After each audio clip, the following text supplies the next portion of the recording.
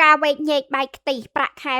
$500មិនតាន់គូមានគ្រួសារសុកលៀនចេញបកស្រាយឯលោកតាជេមសុកផ្ញើសារទូលមានយ៉ាងស៊ីជម្រៅប្រាក់ខែ$500តើវាគ្រប់គ្រាន់សម្រាប់សាងគ្រួសារឬនៅប្រិមិត្តទស្សនិកជនជាទីមេត្រីពាក្យមួយឃ្លានេះបាននឹងកំពុងក្លាយជាប្រធានបទដ៏ក្តៅកកុងទូការវែកញែកពេញបណ្ដាញសង្គម Facebook និង TikTok នាពេលថ្មីៗនេះមនុស្សជាច្រើនបានលើកឡើងថាពាក្យនេះជាការមើលងាយនិងកាត់ផ្ដាច់សង្ឃឹមអ្នកមានប្រាក់ចំណូលមធ្យមខណៈមនុស្សមួយក្រុមទៀតបែរជាគិតថាវាជាថត្តភាពសង្គមដ៏ពិតប្រាកដដែលមនុស្សសម័យនេះត្រូវប្រឈមមុខតើមានរឿងអ្វីកើតឡើងពិតប្រាកដនៅពីក្រោយវីដេអូខ្លីមួយនេះហេតុអ្វីបានជាសម្ដីរបស់កញ្ញាសុកលីនបង្កឲ្យមានរលកនៃការរិះគន់យ៉ាងខ្លាំងក្លាហើយតើអ្នកវិភាគសង្គមជើងចាស់លោកតាជេមសុកមានទស្សនៈបែបណាជុំវិញរឿងនេះប្រិមិត្តទាំងអស់គ្នាជាទីមេត្រីហេតុការណ៍ដែលបានស្ពាយរលកនៃការដេញដោលពេញបណ្ដាញសង្គមនេះគឺបានចាប់ផ្ដើមឡើងបន្ទាប់ពីមានការកាត់ត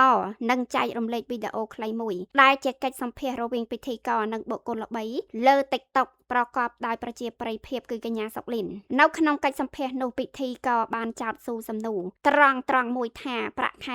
$500គូមានគ្រួសារបានឬអត់នៅពេលទទួលបានសំណួរនេះអ្នកនាងសុកលីនក៏បានឆ្លើយតបទៅវិញតាមទស្សនៈតខ្លួនថាបើសម្រាប់ខ្ញុំគឺគិតថាអត់ទាន់គូមានទេ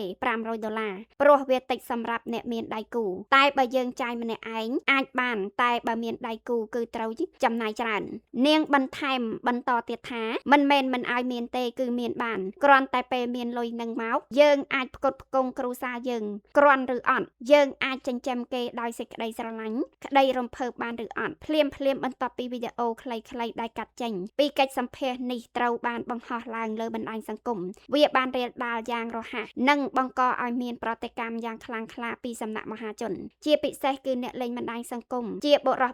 មតិភាគច្រើនបានបង្ហាញពីការមិនពេញចិត្តនិងបានសម្ដែងការខឹងសម្បារដោយពួកគេយល់ថាការលើកឡើងបែបនេះហាក់បីដូចជាការវាយតម្លៃទាបឬមើលងាយទៅលើមនុស្សដែលមានប្រាក់ចំណូលកម្រិតមធ្យមឬអ្នកដែលកំពុងតស៊ូក្នុងជីវិតទោះជាយ៉ាងណាក៏ដោយក៏នៅតែមានមហាជនមួយក្រុមទៀតបានប្រកាន់ទស្សនៈយល់ស្របនឹងការពៀការលើកឡើងនេះដែរពួកគេបានលើកឡើងថានេះគ្រាន់តែជាការបញ្ចេញមតិនិងជាស្តង់ដាររស់នៅផ្ទាល់ខ្លួនរបស់មនុស្សម្នាក់តែប៉ុណ្ណោះមនុស្សម្នាក់មានមហិច្ឆតាគោលដៅជីវិតនិងការកំណត់កម្រិតជីវភាពខុសៗគ្នាដូច្នេះការកំណត់ថានរណាម្នាក់ត្រូវឬខុសលើរឿងស្តង់ដារជីវិតគូមិនអាចធ្វើទៅបានឡើយប្រិមិត្តដោយសារតែរលកនៃការរិះគន់និងការរៀបរាប់មិនប្រាកដប្រជាកាន់តែរីកធំឡើងស្រាប់តែនៅថ្ងៃទី23កក្កដាកន្លងទៅនេះអ្នកនាងសុកលីនបានសម្រេចចិត្តចេញមកធ្វើការផ្សាយផ្ទាល់ live លើទំព័រ Facebook របស់ខ្លួនដើម្បីបកស្រាយនិងឆ្លើយតបទៅកាន់អ្នករិះគន់ទាំងឡាយនៅក្នុងការបកស្រាយនោះសុកលីនបានបញ្ជាក់ច្បាស់ថាខ្លឹមសារដែលនាងចង់និយាយនៅក្នុងវីដេអូដើមគឺផ្ដោតសំដៅលើបុគ្គលដែលមានបន្ទុកគ្រួសារធំមានកូនដែលត្រូវមើលថែទាំច្រើននិងមានការចំណាយលើការរៀនសូត្រផ្សេងជាដើមនាងមិនមានចេតនានិយាយទៅកាន់អ្នកដែលមានចំណូលទាបជាងនេះឬមានបំណងមើលងាយអ្នកប្រាក់ខែតិចនោះឡើយហើយក៏មិនមែនសំដៅលើមនុស្សទូទៅទាំងអស់នៅក្នុងសង្គមដែរនាងគ្រាន់តែនិយាយសំដៅលើមនុស្សដែលមានមហិច្ឆតាសាងគ្រួសារធំនិងមានក្តីស្រមៃខ្ពស់តែប៉ុណ្ណោះព្រមទាំងបានអំពាវនាវឲ្យមហាជនទូទៅទស្សនាវីដេអូពេញដើម្បីយល់ពីបរិបទទាំងស្រុងមិនតាន់អស់នៅឡើយទេរឿងនេះបានទាក់ទាញអ្នកវិភាគសង្គមជើងចាស់ដ៏ល្បីឈ្មោះគឺលោកតាជេមសុកឲ្យចូលរួមបញ្ចេញមតិទូលមាននិងផ្ដល់ទស្សនៈយ៉ាងមានអត្ថន័យលោកតាជេមសុកបានរៀបរាប់និងផ្ដល់ជាមតិថាប្រាក់ខែប៉ុណ្ណឹងអាចនឹងសមល្មមមានគ្រួសារបានចៅកុំរំពឹងតែខាងប្តីតែម្នាក់ប្រពន្ធត្រូវចេះជួយប្តីតាមតែអាចធ្វើទៅបានចេះមើលថែទ្រព្យសម្បត្តិចេះទុកដាក់ហើយត្រូវស្រឡាញ់គ្នាមើលថែគ្នាអ្វីដែលសំខាន់បំផុតក្នុងជីវិតប្តីប្រពន្ធគឺការយល់ចិត្តគ្នាទៅវិញទៅមកសំខាន់ណាស់ចៅប៉ុណ្ណឹងអាចនឹងសមល្មមរស់នៅសុខសាន្តហើយលោកតាបានបន្ថែមនៅការកើនរំលឹកមួយទៀតថាក៏ប៉ុន្តែប្រសិនជាមនុស្សស្រីជាមនុស្សចរិតលយឆាយហឺហាដើរលេងមិនគិតពីប្តីផ្ទះគិតតែពីខ្លួនឯងទោះប្រាក់ខែ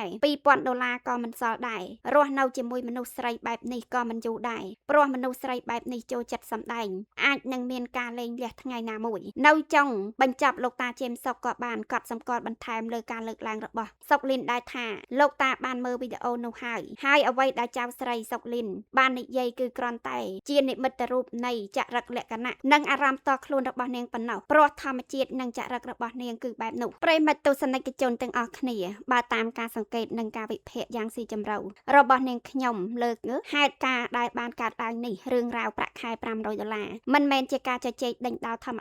តាលើបណ្ដាញសង្គមនោះទេប៉ុន្តែវាបានឆ្លុះបញ្ចាំងឲ្យយើងឃើញយ៉ាងច្បាស់ពីគម្លាតទស្សនៈរវាងជំនាន់និងថតភាពសេដ្ឋកិច្ចគ្រួសារសម័យទំនើបទី1បញ្ហាអត្ថបទកាត់តខ្លីៗនិងការយល់ច្រឡំសង្គម Digital សប្តាហ៍ថ្ងៃជាពិសេសកម្មវិធី TikTok តែងតែទាញយកចំណាយខ្លីៗដែលហាក់ដូចជាមានភាពចាក់ដោតឬបង្ក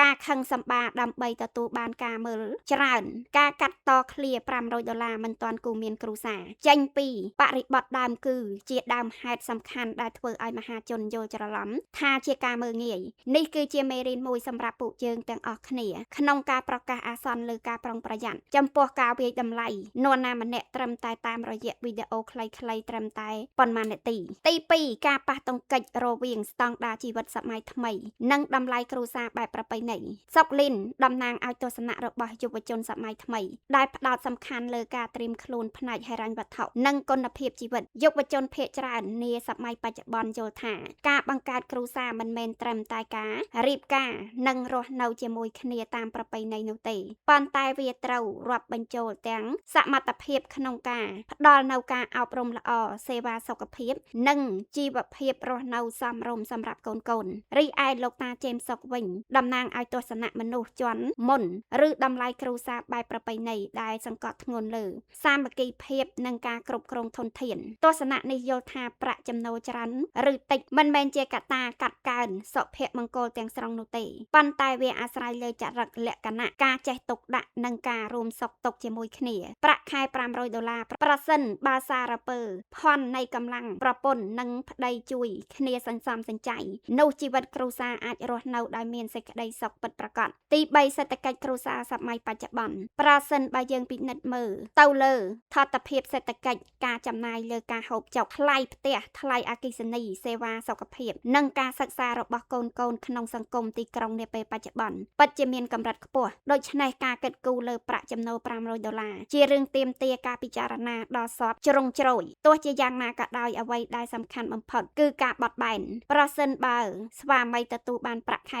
$500ហើយភរិយាមានប្រាក់ចំណូលបន្ថែមឬចេះជួយសម្រាលការចំណាយនិងមិនរស់នៅបែបហឺហាលុយឆាយតួលេខ$500មិនមែនជារបាំងរារាំងសុភមង្គលគ្រួសារឡើយជាការសន្និដ្ឋានរួមរឿងរ៉ាវនេះបានផ្ដល់នូវមេរៀនយ៉ាងមានតម្លៃសម្រាប់ពួកយើងទាំងអស់គ្នាការមានគ្រួសារឬការជ្រើសរើសពេលវេលាក្នុងការរៀបអាពាហ៍ពិពាហ៍គឺគ្មានរូបមន្តកំណត់ថាត្រូវឬខុសជាដាច់ខាតនោះទេស្តង់ដារនៃសុភមង្គលរបស់មនុស្សម្នាក់ៗគឺខុសៗគ្នាអ្នកខ្លះត្រូវការភាពរឹងប៉ឹងផ្នែកហិរញ្ញវត្ថុជាមុនរីឯអ្នកខ្លះទៀតត្រូវការដៃគូជីវិតមកតស៊ូរួមសុខទុក្ខជាមួយគ្នាដើម្បីបង្កើតទ្រព្យសម្បត្តិអ្វីដែលខកខានមិនបានគឺការយល់ចិត្តការផ្ដល់កិត្តិយសឲ្យគ្នានិងការមិនប្រៀបធៀបស្តង់ដារជីវិតរបស់យើងទៅនឹងអ្នកដទៃនាងខ្ញុំសូមថ្លែងអំណរគុណយ៉ាងជ្រាលជ្រៅចំពោះប្រិមិត្តទាំងអស់គ្នាដែលបានតាមដានទស្សនាវីដេអូអត្ថាធិប្បាយនិងវិភាគពិសេសនៅលើ Channel នៃការ Info នៅពេលនេះសូមកុំភ្លេចចុច Subscribe Like និង Share វីដេអូនេះដើម្បីទទួលបាននូវព័ត៌មាននិងការវិភាគស៊ីជម្រៅថ្មីៗជាច្រើនបន្ថែមទៀត